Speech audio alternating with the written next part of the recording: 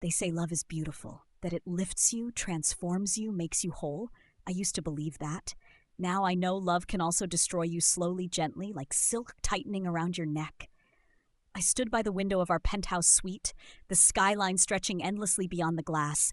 The city lights glittered like the stage lights I once knew, warm, blinding, beckoning. I used to belong out there, in front of crowds, in the world. But now, I belong to silence, to shadows, to him. My fingers tightened around the cup of untouched tea in my hands.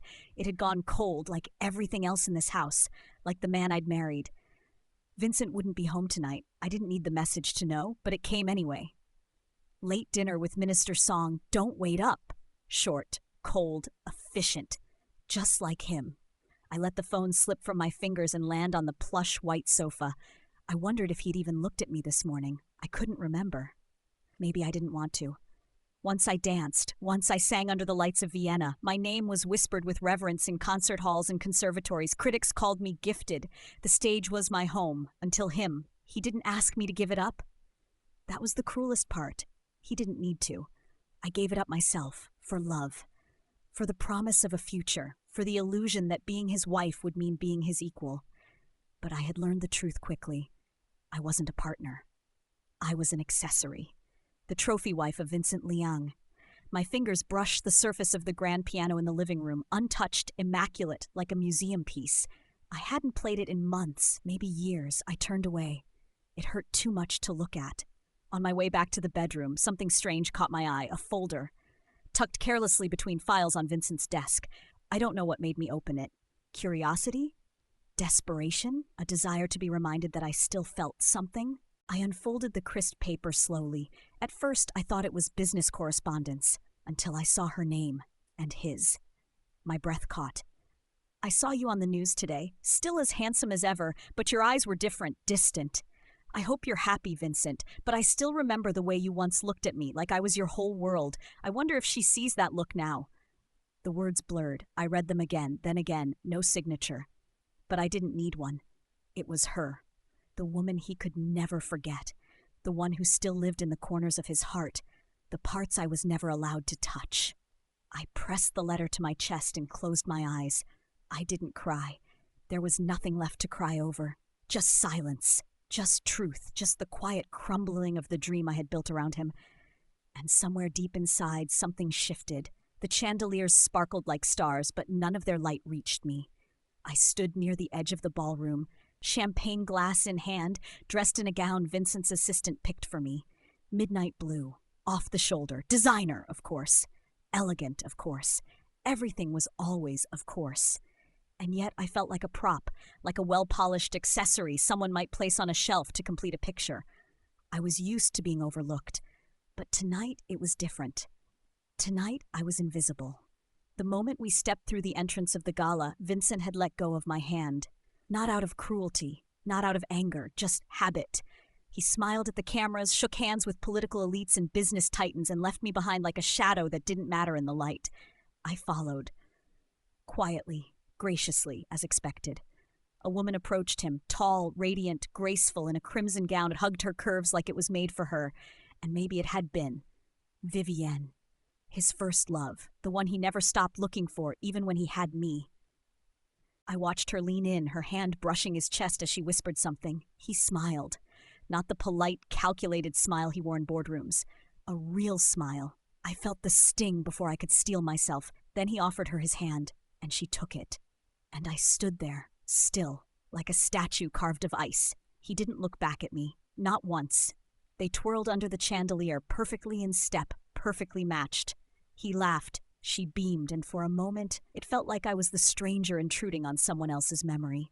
Whispers began to ripple around me. That's Vivienne, isn't it? They were together before the heiress, before the marriage. Still looks like there's something there. I lowered my gaze, pretending I didn't hear, pretending I wasn't shattering inside. I tried to breathe, but even my lungs felt foreign, like I didn't belong in this body anymore. And that's when I felt it. A gaze. From across the room. Steady. Watching. I lifted my eyes, and there he was. He stood in the shadows, untouched by the glittering crowd.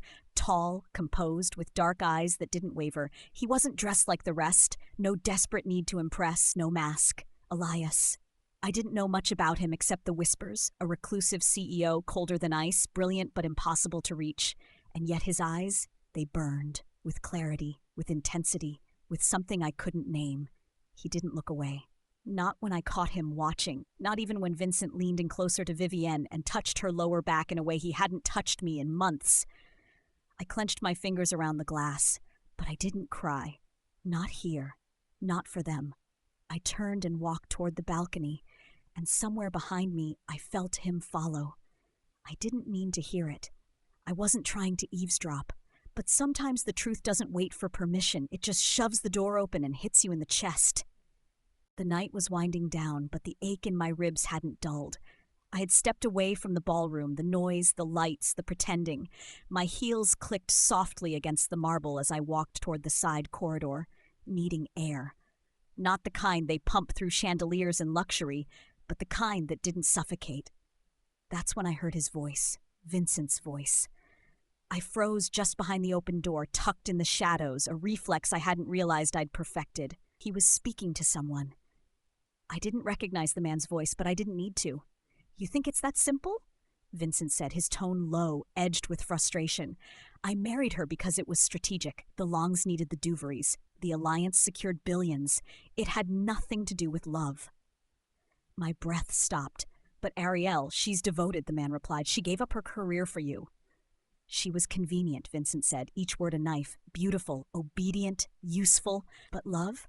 No. I was in love once. That was years ago, and not with her." The silence afterward was deafening. I backed away before I could hear more. My heartbeat thundered in my ears, louder than the orchestra still playing gold-plated doors. Not with her. Not with me. The woman who had given up her dreams, who had twisted herself into a shape small enough to fit beside him without taking up space. The woman who had turned herself into silence so he could be louder. He never loved me. I don't know how I made it home. I remember the car ride. I remember the lights blurring past the window. I remember gripping the letter in my purse, the one he'd kept from Vivienne. I hadn't destroyed it. Not yet. Maybe I had been waiting for a reason. Now I had one. When I woke the next morning, something inside me was gone. The girl who waited, who hoped, who clung to scraps, she had vanished sometime during the night. In her place was someone else. Still certain. I got dressed in silence. No makeup, no designer gown, just a black turtleneck, my mother's coat, and shoes I could walk miles in. I didn't tell the staff where I was going. I went to the courthouse. I filed the papers. The headlines exploded within hours. Heiress Arielle Duvery files for divorce from Vincent Liang, ending the power couple's golden marriage. Duvery-Liang union crumbles. Sources say irreconcilable differences mask deeper rift. Behind the glamour, why Arielle finally walked away. I turned my phone off after that. Didn't need to hear their voices anymore because for the first time in years, I was starting to hear my own. People talk about freedom like it's a song, bright, loud, victorious. But mine didn't sound like that. Mine was quiet. It rustled in the zipper of a suitcase, whispered through empty closets, echoed in the silence of a home I had never truly called mine. I stood in the walk-in wardrobe, surrounded by gowns I'd never chosen and shoes I'd worn only once for photos. Every hanger, every glittering accessory reminded me of the life I'd curated for Vincent's world, not mine. I packed only what I needed. A few blouses, jeans, my old camera I hadn't touched in years, the tattered sketchbook I used to carry everywhere, some books, nothing designer, nothing that reeked of who I had to be. I left behind my wedding dress. It still hung at the far end of the closet in a crystal case, as if preserving the illusion of a perfect union. But the love it was supposed to represent never made it past the ceremony. I didn't cry when I closed the case. I didn't even look back. By noon, I was gone. The building I moved into was nothing like the penthouse I had called home. No marble, no doorman trained to nod silently, no elevator that whispered my name. The place was tucked in a quiet corner of the city, 5 floors up, creaky stairs, and a front door that stuck slightly unless you leaned into it. But it was mine. The paint on the walls was uneven, the faucet dripped, the furniture was borrowed, mismatched, lived in. Still, when I dropped my bag and sat on the floor beside the tiny kitchen counter, I felt more peace than I'd felt in 5 years. Until the knocking started, and then the flashes. I peeked through the curtain. Paparazzi. They were everywhere. Outside the building, across the street, hiding behind parked cars. I could see the glint of lenses in the shape of microphones, waiting to devour my silence. They shouted when I didn't come out. "Arielle! Is it true you caught Vincent cheating? Do you regret the divorce? Were you forced to leave the Liang estate? What about the prenup?" My stomach twisted. Old panic rose in my throat like bile. I backed away from the window. For a moment, I wanted to crawl under the blanket and disappear. For a moment, I missed the fortress of glass and guards. But then I remembered what Vincent had said. She was convenient. I wasn't convenient anymore. I was free. So I stood tall, pulled the curtain shut, and let the world wait. They would spin their stories. Let them. This time, I would write my own. My stomach twisted. Old panic rose in my throat like bile. I backed away from the window. For a moment, I wanted to crawl under the blanket and disappear. For a moment, I missed the fortress of glass and guards. But then I remembered what Vincent had said. She was convenient. I wasn't convenient anymore. I was free. So I stood tall, pulled the curtain shut, and let the world wait. They would spin their stories. Let them. This time I would write my own, impeccably dressed, charcoal gray coat, collar turned neatly down, not a hair out of place. His eyes, as unreadable as ever, met mine with quiet purpose. "Arielle," he said, voice low and steady. "May I come in?" My grip tightened on the door. "If you're here for gossip, you're late. Everyone else got their piece last week." He gave a soft, nearly invisible smile. "I'm not here for that." A pause. Business, of a sort. I hesitated, then stepped aside. My apartment was modest, the kind that made silence feel heavier.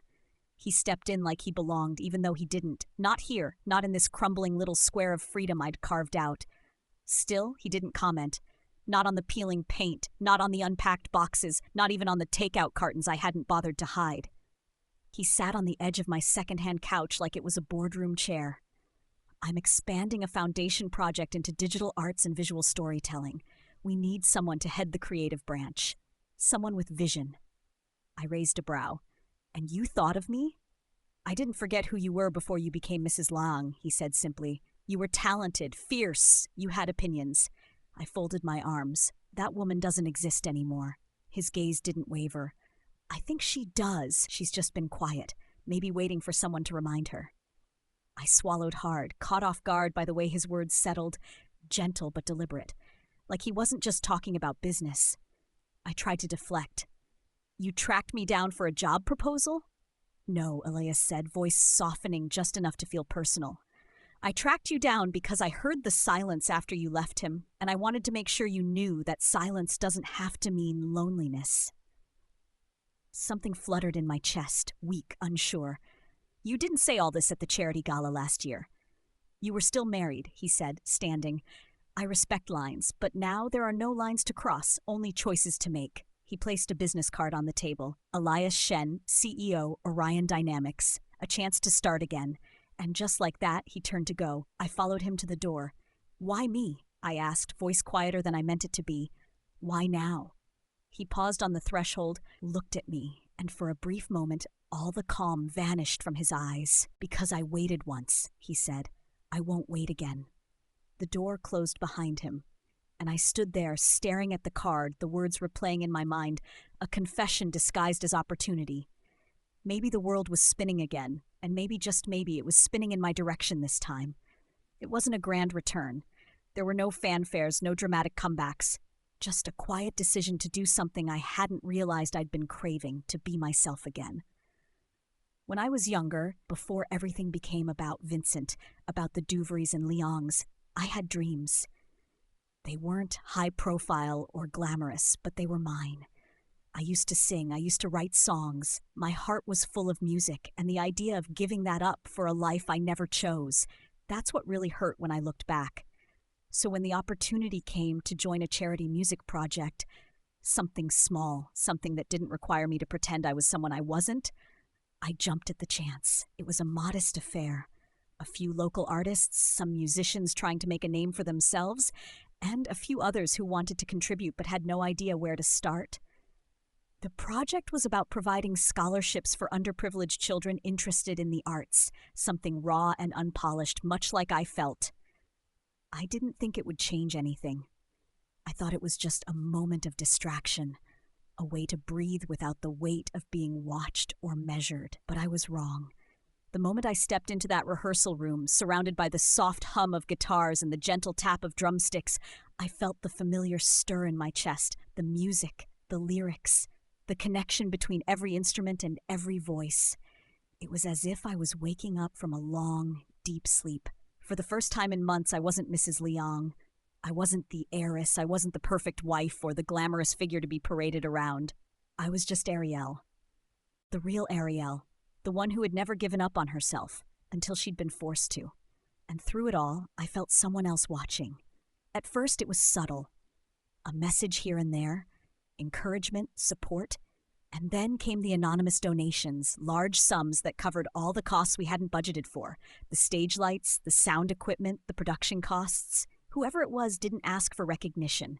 They didn't want their name attached. It was just help. I thought it was coincidence.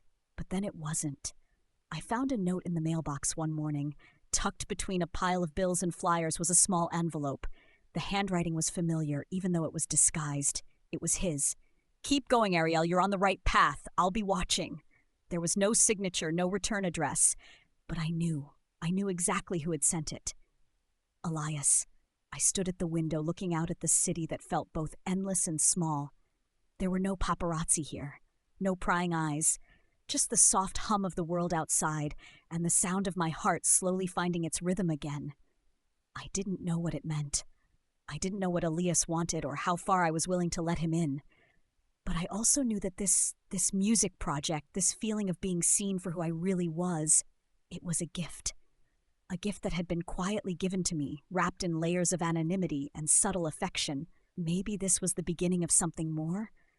Maybe this was just the first step toward finding who I was meant to be, beyond the man who had never loved me, beyond the life that had almost swallowed me whole. And for the first time in a long time, I felt like I was ready for whatever came next. I didn't expect the moment to come. The silence between us had always been carefully managed. Elias was patient, never pressing me for more than I was willing to give. But there were times when the air felt too heavy, when the space between us seemed to hold more than just business, more than just unspoken words. I didn't know how to read him, this enigmatic man who had so subtly entered my life, giving support without expectation, offering silence without distance. It wasn't until that evening, when the office lights dimmed, and we were both left alone in the small private room after a meeting about the charity's success, that I saw another side of Elias. He looked different, less composed, almost vulnerable. "I didn't want to take advantage of you," he said, voice low.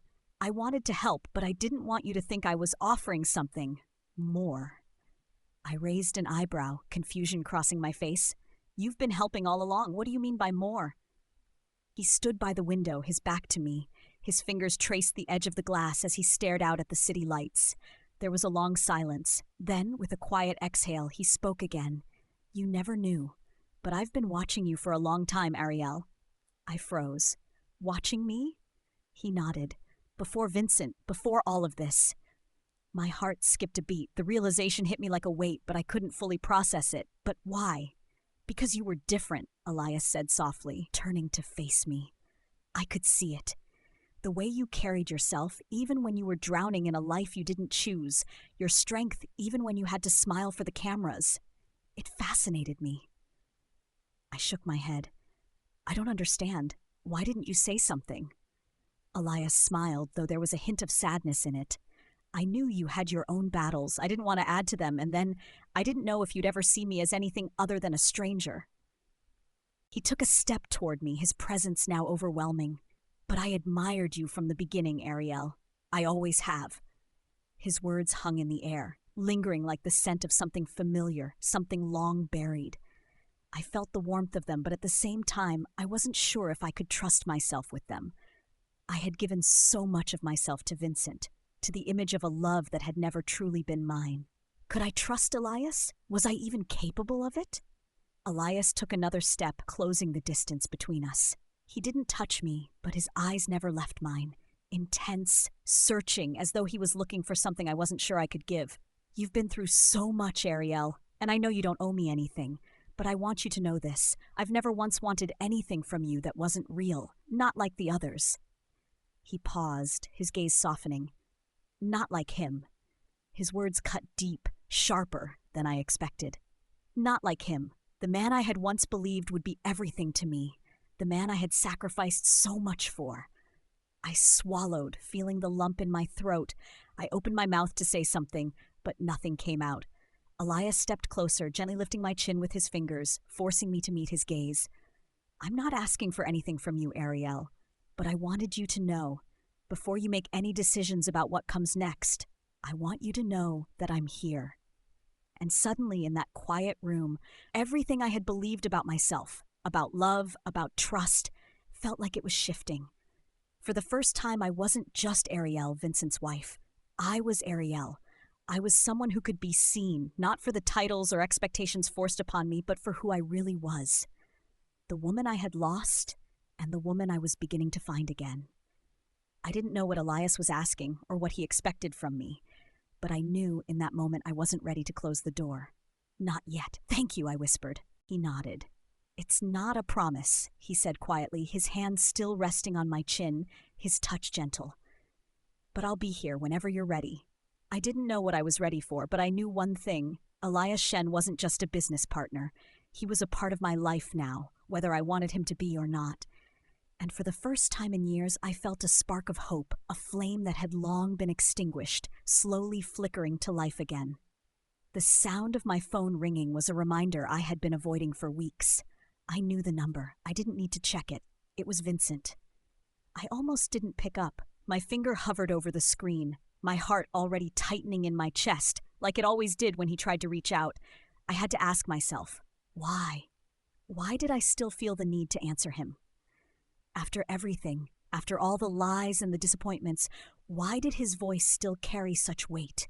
I let it ring once more, then swiped to answer. Hello?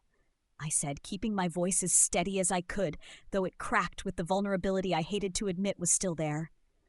Are you avoiding me, Arielle? Vincent's voice came through the line, smooth and familiar, but it was laced with something different, something like regret, or perhaps desperation. We need to talk. I closed my eyes for a moment. We need to talk. That had been our refrain for years, but every time it felt like a conversation I didn't want to have. I'm not avoiding you, Vincent, I replied, but the words felt like a lie. I had been avoiding him. Not physically, but emotionally. I couldn't keep pretending that everything was fine when it wasn't. Not anymore. What is it that you want? There was a long pause on the other end of the line. For a brief moment, I almost thought he wasn't going to say anything at all. But then his voice came back softer, almost like he was searching for the right words. I miss you, he said simply, his words heavy with an emotion I didn't quite recognize. I miss us. I realize I never really appreciated you, Arielle, not like I should have. I bit my lip, the weight of his words pressing down on me. He misses me. It felt so absurdly unfair. Where was this realization when I needed it? Where was it when I sacrificed myself for him? When I gave up my dreams and my self-respect to try to make a marriage work that was never really mine? You miss me? I echoed softly, my voice trembling despite myself. I tried to stay strong, but the truth was, his words hurt. They hurt more than I wanted them to, more than I expected. Because what did it matter now? What good was his admission now, after all the damage had been done? I'm sorry, he continued, his tone softer now, almost pleading. I never understood what I had until it was too late. I didn't realize how much you meant to me, Arielle. I never saw you for who you really are, what you needed. I didn't understand. I was selfish. The confession hung between us, thick and suffocating. A part of me wanted to break down, to scream, to ask him how he could have been so blind for so long, but I didn't. I just took a deep breath, feeling the sting of tears I refused to let fall. You were selfish, I repeated, the words slipping out before I could stop them. You never saw me, not the real me. There was another pause, and when Vincent spoke again, his voice cracked just slightly, an emotion I'd never heard in him before, regret, raw and unfiltered.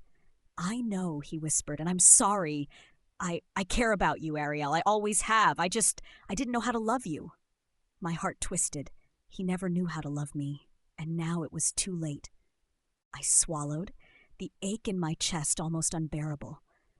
It doesn't matter now, Vincent. You never loved me, not the way I needed you to. I gave up so much for you, for a marriage that never had a chance, and I can't keep doing it. I can't keep pretending we can go back to what we never really had. Please, he whispered, his voice desperate now. Don't say that. We can fix this. I'm willing to do whatever it takes. I shook my head, even though he couldn't see me. It's not about fixing it, Vincent. It's about knowing when something is broken beyond repair. I've already made my choice. I'm not the woman I was when I married you, and I can't keep sacrificing myself for someone who doesn't see me, who never did. There was silence on the other end of the line, a long, painful silence. I could almost hear him trying to find the words to change my mind, but the truth was, there were no words that could make this right anymore. I'm sorry, Arielle, he finally said, his voice heavy. I never meant to hurt you. I never meant to lose you. I closed my eyes, letting the tears fall freely now. I couldn't keep pretending I didn't feel anything. Goodbye, Vincent, I whispered, my voice breaking. Goodbye. I ended the call before he could say anything else. The phone in my hand felt strangely light, as if letting go of it had released something from inside me. The past was over. The broken pieces of our marriage would stay where they belonged, in the past. But even as I stood there, my heart still aching with the memories of what we'd once been, I couldn't help but feel something else, something unfamiliar, yet somehow comforting. Elias had given me space, time to breathe, to rediscover who I was. And now I realized it was time to let go of the man who had never loved me the way I deserved, the way I was beginning to learn to love myself. The day it all started to unravel, I had no idea how quickly everything would spiral out of control. The calm I'd finally found in my life, a delicate peace that came with freedom and new beginnings, was about to be shattered. It started with a phone call. I was sitting at my kitchen table, a cup of tea in hand, trying to finish an email for the charity project I was working on. The gentle buzz of my phone on the table startled me, and when I saw the name flashing on the screen, my stomach dropped. It was a message from Elias's assistant, Camille. Arielle, there's something you need to see. I clicked on the attachment she'd sent. My heart sank as the article loaded, the headline glaring at me, Arielle Pierce's scandalous divorce, a desperate attempt to ruin Vincent Pierce's reputation. I scrolled through the piece, a mix of venom and conjecture. The media had already painted me as a villain, twisting the narrative to fit their agenda. They painted me as the woman who had betrayed Vincent, the one who had broken the marriage and caused the downfall of the once untouchable Pierce family. The article was filled with half-truths, lies, and conjecture, none of it reflecting the real reason I had left Vincent. But that wasn't the worst part. At the bottom of the article was a small section about Elias. Sources claim that Arielle Pierce's sudden shift in alliances could be connected to Elias Davenport, a rising tech mogul with an already controversial reputation. Does this woman plan to ruin everything in her wake? My heart raced, the words on the screen blurring as the reality of what was happening sank in. This wasn't just about me anymore. This was bigger. It was about Elias. I called Elias immediately, my voice a mix of anxiety and anger. Elias, you need to see this. They're using me to attack you, he answered on the second ring, his voice calm as always. I've already seen it. What are we going to do? I asked, panic rising in my chest. They're trying to tear you down. They're blaming everything on me and I... Arielle, he interrupted softly. Listen to me. I stopped mid-sentence, startled by the command in his voice. I'm not going to let them get away with it, he continued. I'll handle this. You don't need to worry about it. But they're saying... I know what they're saying. His tone grew firmer. Ska. And I'm not going to let anyone use you as a pawn in this game. My stomach tightened. What are you going to do? There was a moment of silence before he answered, his voice filled with quiet resolve. I'll defend you. Publicly. I blinked. Elias, no. Arielle, he said gently but with finality, I've already made my decision. The truth will come out, and if it costs me everything, I'll take that risk. I won't let you carry the blame for this. It's not your fault. I didn't know what to say. For a moment, I was overwhelmed by the enormity of his words. He was willing to risk his empire for me, and in that instant I realized how much he had come to care about me. "I don't want you to get hurt because of me," I whispered, my heart heavy with guilt. "I'm not doing it for you," Elias said. "I'm doing it because I want you to know that no matter what happens, I'm standing by you, and you don't have to carry this alone." I closed my eyes, trying to absorb his words. His unwavering support, despite everything, was something I hadn't expected. I had walked away from one man who had never truly seen me, and now Elias, someone I barely knew at the time, was standing in the storm with me, ready to defend my honor. "Thank you," I whispered. "You don't need to thank me," Elias replied, his voice soft but resolute. "I'll handle the media. I'll take care of everything. You focus on what comes next." Later that day, the storm of media coverage was just beginning. As Elias promised, he didn't shy away from the public scrutiny. The headlines soon shifted from blaming me to questioning the integrity of those who had used me as a scapegoat. He took to social media, posting a statement that sent shockwaves through the media. "Arielle Pierce is not the villain the press has painted her to be. I stand by her, and I will not allow anyone to tarnish her name for the sake of a headline. The truth will prevail, and I will fight for it." It was a bold move, risky even. Elias didn't just defend me. He took a stand that could potentially destroy the carefully curated image he had spent years building.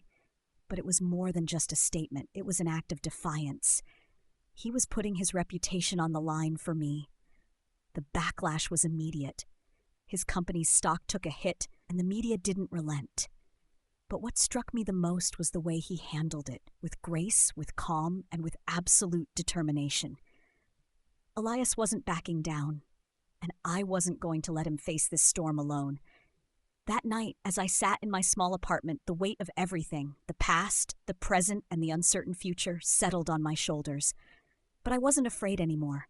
I had Elias by my side, and together we would weather the storm. There's a certain kind of quiet before a storm, a stillness that wraps itself around you, suffocating and thick.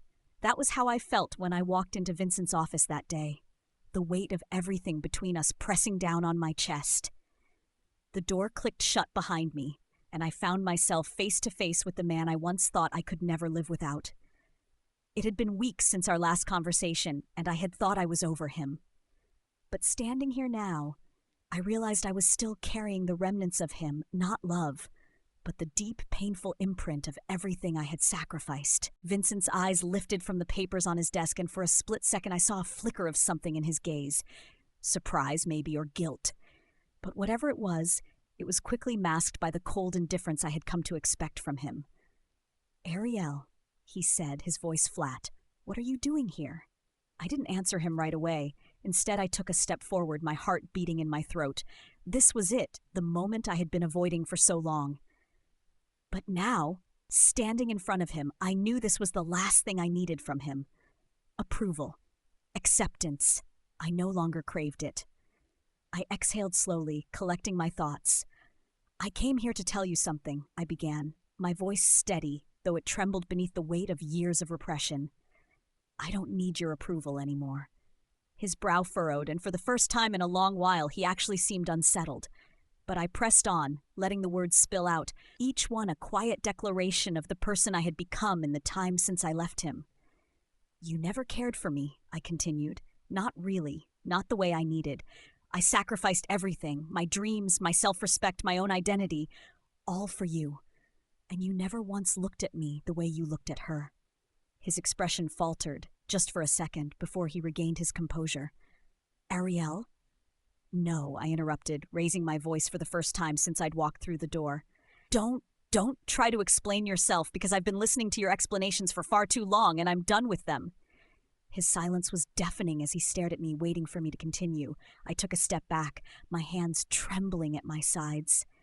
"You were never the man I thought you were, and I was never the woman I thought I was, with you, but I don't need your validation anymore. Not to be whole, not to be me." There was a long pause, and I could almost hear the tension crackling in the air between us. The memories of the woman I used to be, the the one who would have begged for him to stay, who would have given anything just to have him look at her with love, with tenderness, felt so far away. That woman was gone, and in her place stood someone who had learned, painfully and slowly, how to live for herself. "I'm not asking for forgiveness," I said softly, my voice now carrying the weight of finality. "I'm telling you that I'm done. I'm done giving myself away for someone who will never choose me." Vincent didn't move, didn't speak, but there was something in his eyes then, something almost like regret. Too little, too late. The door I had walked through was closing, and he could either stay on the other side or let me walk away. "I'm leaving," I said, my voice a whisper now. And with that, I turned and walked out of his office, leaving him behind. As I stepped into the cool evening air, I felt like I was walking into the unknown. The city lights twinkled in the distance, 1,000 promises of what could be. My heart, though still battered, beat with a renewed sense of purpose. I was free, and though I had just severed the final tie to the past, something inside me felt lighter. The past was a shadow I had outgrown, and with every step I took away from Vincent, I was stepping closer to something better, something real. Later that night, I sat in the comfort of my new apartment, a cup of tea in hand, staring out the window at the skyline. The city buzzed beneath me, but I felt no rush, no pressure. The text from Elias that pinged on my phone pulled me from my thoughts. "You okay?" I smiled, the first real smile in what felt like forever. "Yes, I'm finally okay." The 3 dots appeared, and then another message came through. "Good, I'm proud of you. You've taken the hardest step. Everything after this will be easier." I stared at his words for a long moment. They were simple, but they held so much meaning. A promise, a comfort, and a support I had never imagined would come from someone like him. He had always been there, a steady presence when I needed it most. And now it was time for me to step forward into whatever future awaited me, with or without Vincent. But I knew one thing for sure. I was no longer afraid of being alone. I was no longer afraid of standing up for myself. I was finally free. I hadn't performed in front of an audience in years, not for myself at least. Every note I had sung, every stage I had stepped on, had been for him, for Vincent. To prove myself worthy of his love, to earn his attention, to silence the doubts in my head that told me I wasn't enough. But that was in the past. Now, as I stood backstage, feeling the hum of the crowd's anticipation through the floor, I realized the truth. I had spent so long hiding behind others, living in their shadows, that I had forgotten what it felt like to stand in the light for myself. The stage was set. The spotlight awaited.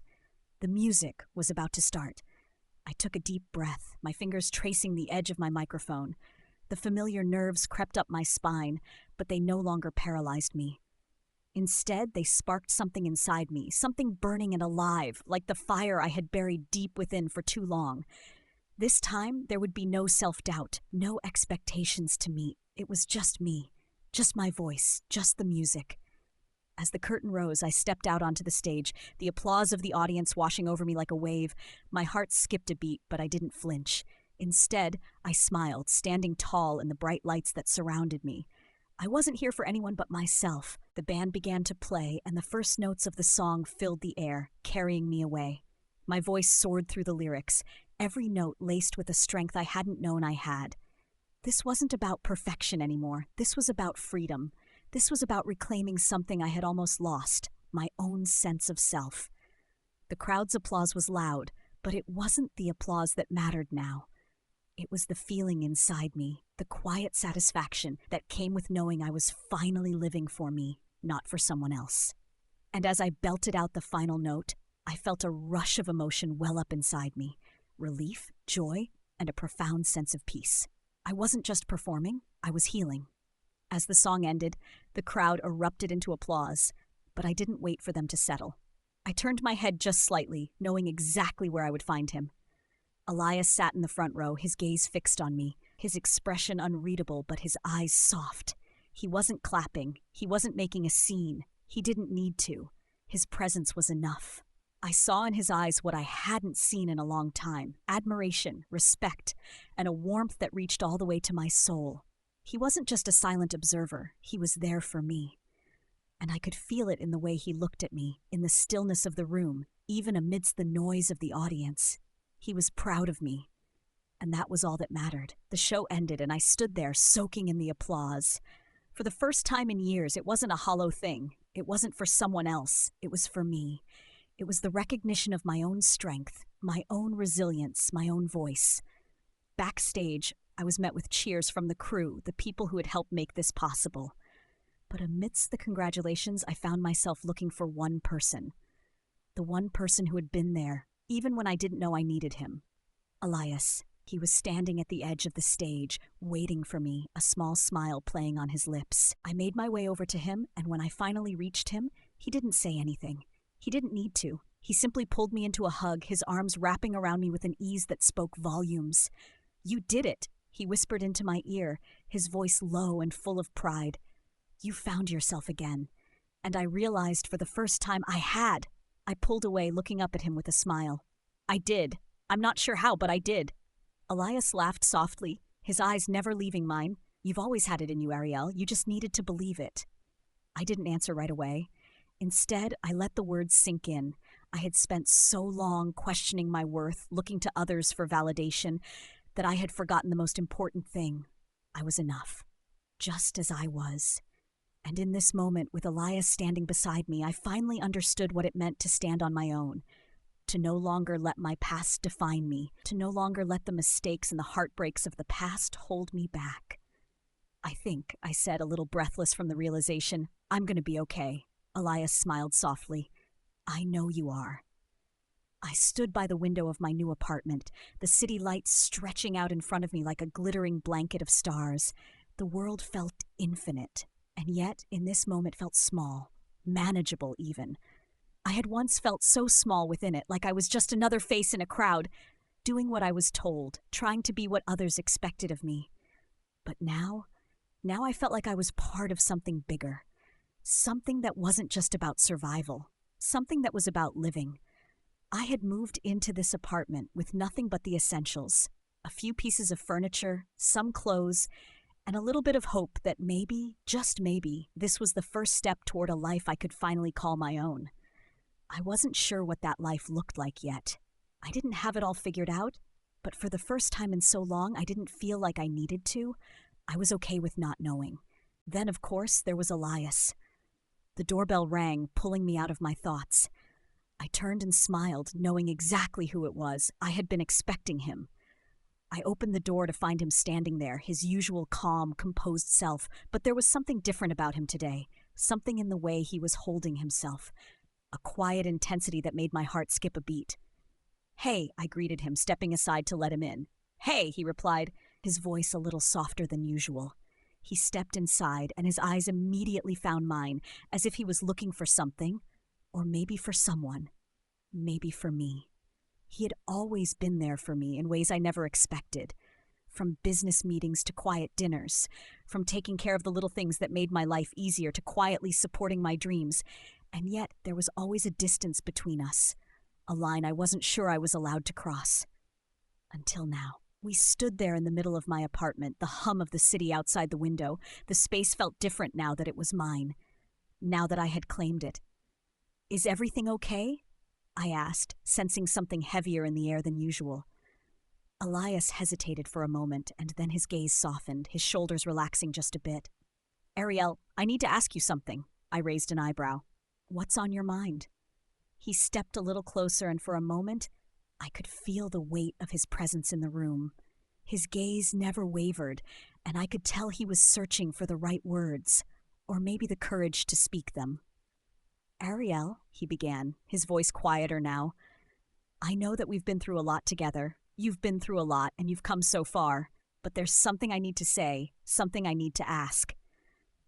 I held my breath, waiting for him to continue. The way he looked at me made it clear that this wasn't just some casual conversation. This was important. "I've been thinking," Elias said, his voice steady now, "about us, about the future.